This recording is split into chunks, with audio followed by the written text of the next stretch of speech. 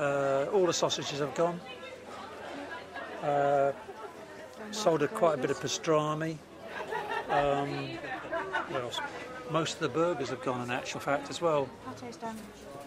Pate's gone. It's all done well. Yes, it's all done well. All done well. Onward and onward, so they say. But the main thing is to do the walk of shame, and that is to sell out before the market's actually finished, so you can pack up and go early.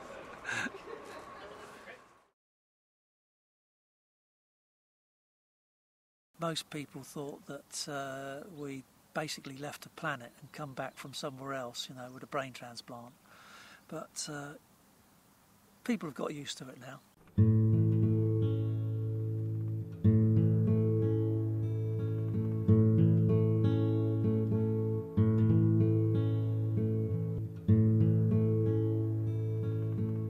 The farm is more of a small holding rather than a fully fledged farm. On that we have ducks, we've got some geese, we've got some bees, well, one hive of bees. We have chickens, some Jacob's sheep, the horned variety, and that's it apart from the bigger chickens which we call ostriches. We were casting around for ideas of what we wanted to do. We knew we wanted to branch out from where we were, because believe it or not, we used to have a dry cleaning shop. We started the farm about 4 years ago, and we found the British Domesticated Ostrich Association. Actually, through them we got given our first pair of birds, and it's taken us really about 3 years to breed the stock up. So the reason we came into farming was we wanted to be more outside, more in the fresh air, and we wanted just only to rely on ourselves, not have to rely on staff, because I don't mean to denigrate people, but when it's your own business and you sink or swim by your own business, you work bloody hard at it. When we're on the farmers market, wouldn't it, there's something, a bit of a scam going on back in the 70s about ostrich farming, and we still find that we have to explain that away. Some people came up with a bright idea: we can sell fertile ostrich eggs, and we can sell them for about £5,000 a time, which they were doing, and there were people silly enough to actually buy it because they fell for the hype about, oh yes, the ostrich can do this, we can eat it, you can use the feathers, you can use the skins. People were selling to other people, but they weren't developing the markets. E.g., they weren't developing where they could sell skins, they weren't developing where they could sell the meat, where they could sell the ostrich feathers. All they had was ostriches. Well, sooner or later, and it was rather sooner than later, the whole thing imploded because people just didn't want to buy any more ostriches. A lot of people lost a lot of money. I mean, serious sums of money. I'm talking thousands, not just the odd hundred here, several thousand. And a consequence of that, it gave the whole embryo industry a very bad name.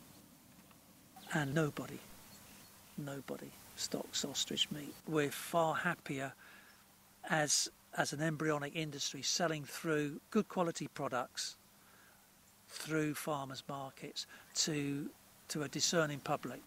When you go out to a farmers market, or even if you go into a supermarket, they've all got variations of the beef products, the sheep products and everything else on the shelves. You don't see too much ostrich.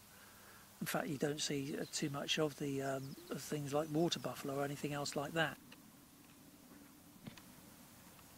We've forgotten the relationship between the animals on the land and the actual eating of that animal, be it a chicken, be it a quail, ostrich, anything, cattle. We've lost in our urbanisation the bit in between. We think that everything comes off the supermarket shelf. Best age for slaughtering is between 8 months to a year old, and that's the economics of it. they grow very fast. They don't answer to that or recognise any name, and they don't say Pretty Polly or anything else like that. The actual birds that we bring up for stock, that's what they are. That you have to really think of them as a number and more as a collective. You don't get attached to them. As well as raising the birds as well as we can in the most sympathetic manner, I believe that I should know how they're slaughtered, should be involved in the slaughtering of the birds. Otherwise I wouldn't feel right about it. We take them to the facility for slaughtering, and they're given a day's to rest to get de-stressed. Then what we actually do is they're then hooded and taken into the slaughter facility themselves. They're stunned, electrically stunned. That essentially basically kills them. They drop to the ground. We then hoist them up and take them through to another section where they're actually bled. We cut the arteries and stab them just above the breastbone, which leads directly into the heart, but that ensures that they're totally dead.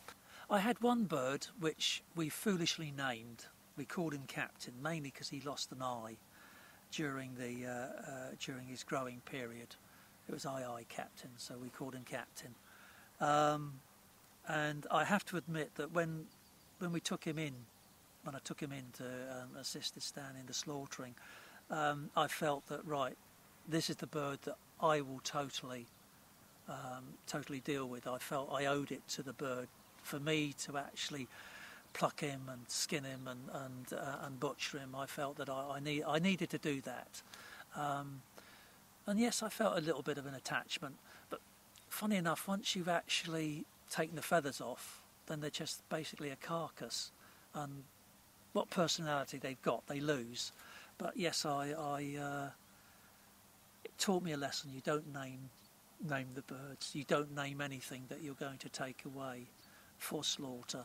I think it's a human trait more than anything else. We did have a lovely house, and it was a sort of dream house that we'd worked for a long time, so that was quite sad. It was a struggle, but yes, we determined that this is what we wanted to do, and we needed the money from the house to put into the business. It takes a lot of money to start a business like this, the fencing, the animals, the feed. Lots of men wouldn't have done this, and they'd have given up early on when we've had a few problems. I just take so much for granted that he's going to do some of these things.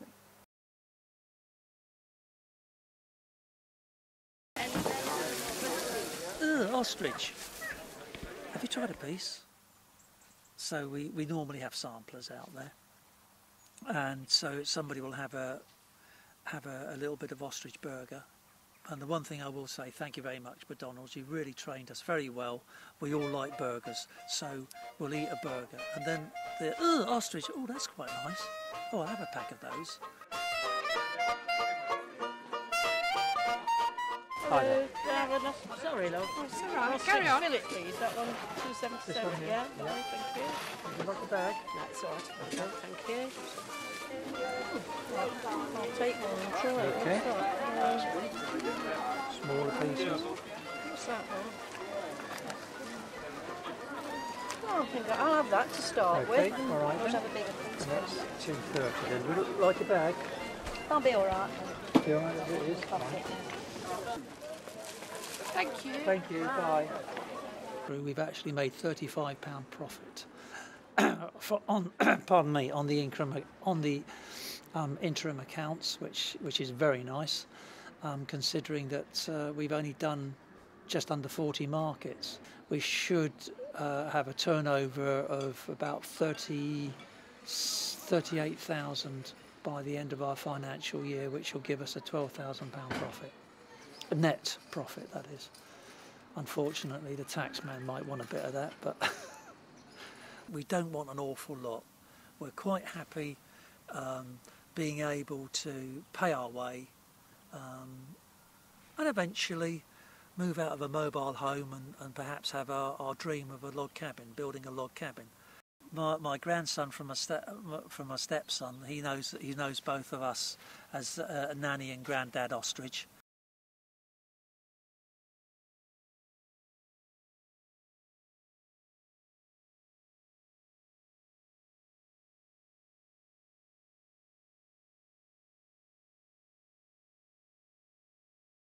We have chickens, some Jacob's sheep, the horned variety, and that's it apart from the bigger chickens, which we call ostriches.